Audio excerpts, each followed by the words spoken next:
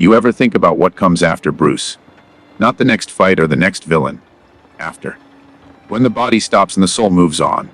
I've died twice. Once in the flames at the Grand Canyon. Once when I put down the gun and picked up the Bible. Both times I met God. Both times he sent me back with work unfinished. I've been clinically dead 3 times. Darkseid's Omega beams, poison, a collapsing building. Each time I came back, there was nothing. No light, no tunnel, no judgment. Just darkness and then waking up in pain. If there's a God, he's never bothered to introduce himself. I deal with what's in front of me. The afterlife can wait. The absence of light doesn't mean there's no light. It means you weren't ready to see it yet. I was covered in flames. Thrown into the Grand Canyon by my own tribe. Every nerve screaming. I should have died in seconds.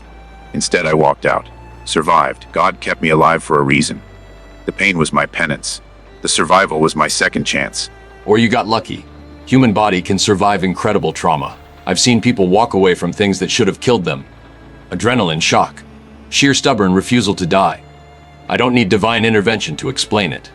You survive because your body didn't give up. The rest is what you tell yourself to make sense of the pain. I used to think like that. When I was the Malpace legate. When I burned villages and crucified the NCR. I thought I was in control. Thought my strength and tactics were enough. Then Caesar had me burned alive for losing a battle. In those flames, with my skin melting off, I understood.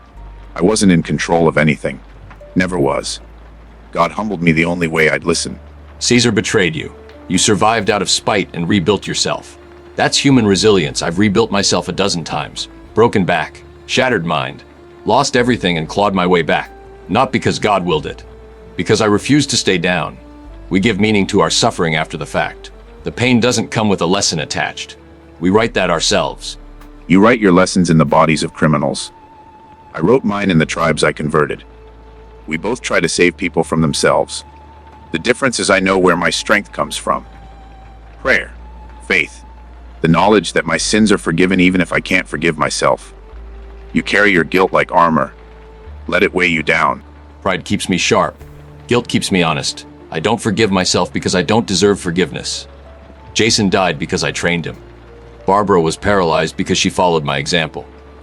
Dick almost died 100 times because I let him. Those aren't sins I pray away. They're failures I live with. Reminders of what happens when I'm not good enough. You think carrying that weight makes you better. It doesn't. It makes you slower, heavier, more likely to fail next time.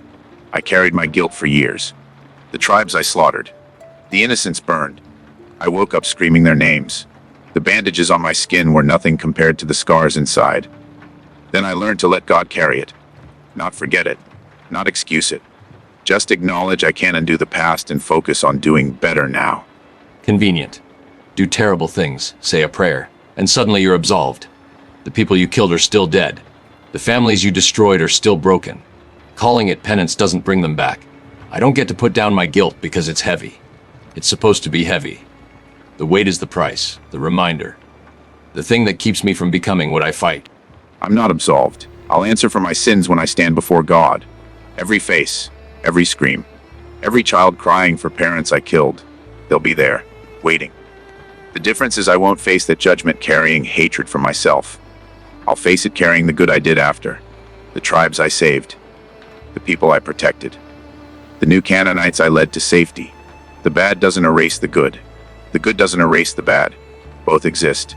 God judges the whole man. I'll be judged by the people of Gotham, by the families of everyone I failed to save, by the Robins who trusted me and paid for it. When I die, there won't be a cosmic scale weighing my soul, just the cold reality of what I accomplished versus what I destroyed. I've saved thousands. I've gotten people killed. The math doesn't balance. Never will. That's fine. I don't do this for a clean ledger. Then why do you do it? If there's no redemption, no afterlife, no meaning beyond what we make, why keep fighting? You could walk away. Be Bruce Wayne full-time. Use your money to help people without putting on the mask. You choose to be Batman. Choose the pain, the guilt, the endless war. There has to be a reason beyond stubbornness. There is. Every night I put on this suit, some kid doesn't watch their parents die in an alley. Some woman doesn't get dragged into the shadows. Some family doesn't get destroyed by senseless violence. I can't save everyone. Can't even save most people. I just make sure a few more get to see tomorrow. That's enough. Has to be. The alternative is accepting Gotham as it is. I won't do that. We're not so different. You fight for Gotham. I fight for the tribes. We both know we can't win. Not completely. Gotham will always have crime. The Mojave will always have violence. We fight anyway. You call it necessity. I call it faith. Faith that the struggle matters even if the outcome is uncertain. Faith that doing right has value beyond the immediate results. You have faith too. You just call it something else.